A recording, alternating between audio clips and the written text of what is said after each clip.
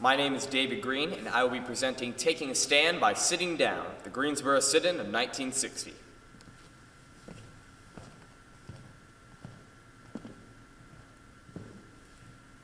My name is Clarence Harris. Well, Clarence Curly Harris. I'd worked at Woolworth's for 37 years, when at the end of the workday on February 1st, 1960, something happened that would change things at my store. Change things in Greensboro, North Carolina. Even change things in the country. 4 men sat down at my food counter to take a stand for civil rights. It was 4:30 in the afternoon. I was in an upper kitchen when a waitress told me that 4 colored men had sat down at the counter. See, in Greensboro at that time, colored folks were not allowed to eat at the counter. They'd purchased some items at other counters in the store, then sat down at the whites-only lunch counter and tried to order coffee. But by that time of day, we were out of coffee. The waitress was already cleaning up. The operator, that's what I called the staff, came upstairs and told me what was happening. So I went down and I told the boys, listen, we don't serve colored people here, like everybody else. And they said, we'll stay here till we're served. These were 4 students from A&T College, led by Ezell A. Blair Jr. The others sitting with him were David Richmond, Joseph McNeil, and Franklin McCain. I later learned they planned this as a way to call attention to racial segregation. The waitress asked what she should do. I said, go back, do your job, don't approach them in any way or fashion. But it was clear they weren't going to leave. I decided to go down to the police station and ask what to do. Chief Paul Calhoun's in the office. He said, and I quote, only way you can get him out of there is arrested. And I said, I'm not going to do that. So, we didn't have him arrested. We just ignored him. You see, this was a company policy because of a town policy. I didn't necessarily agree with it. Heck, in 1958, a white fella came to the store and said, I was wondering if you could take the signs down. He was talking about the blacks only and whites only bathrooms. And I said, I'll take them down. Did it myself. Wasn't my policy. If it were up to me, I'd serve anybody that come to my store if they properly dressed. And they were at that. 2 of them wore ties and suits. They didn't raise a ruckus. They still sitting there at 5:30 when the store was closing.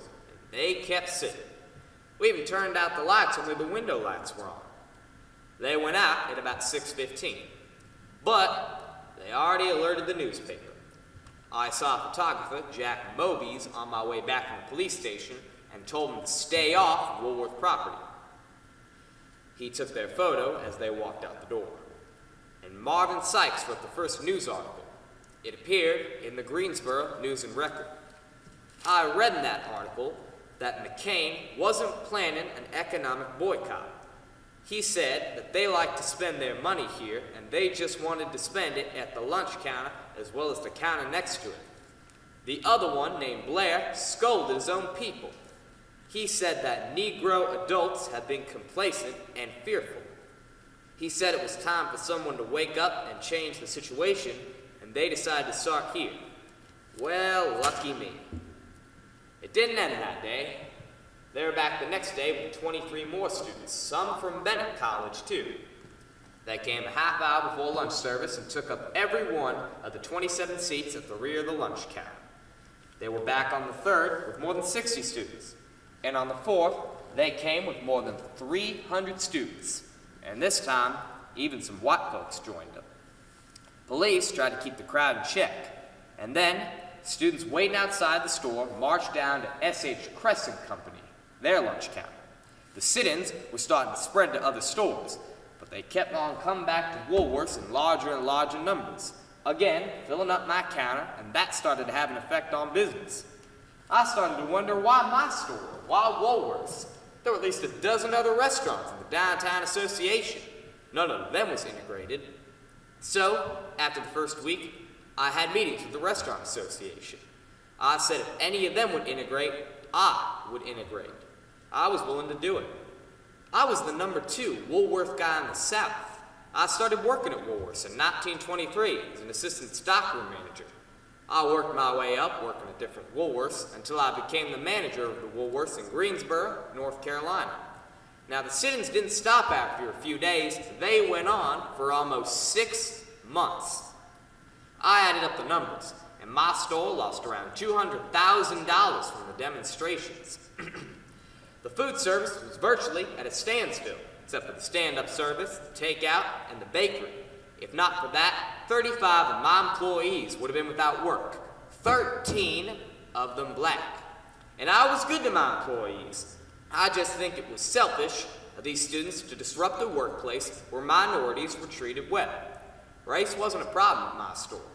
The students were just asking too much, too soon, in a southern town. During those 6 months, I kept having meetings with the Restaurant Association. I was willing to do it if any of the other restaurants would do it along with me, but they said they're in your chairs, not ours. I even talked to the college the boys went to. The university presidents told me that the students couldn't be told what to do away from campus. So in June, I decided to do something. I had a private meeting with the town's Human Relations Commission. I told the head of the committee, Edward Zane, to ask me if Woolworths would integrate. So he did.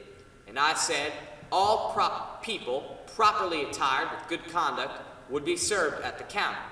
But I don't want any headlines or fanfare, and I'll decide the date. So, on July 26th at 2 o'clock, I had a few black employees change out of the uniforms, sit down at the counter, and order from the menu.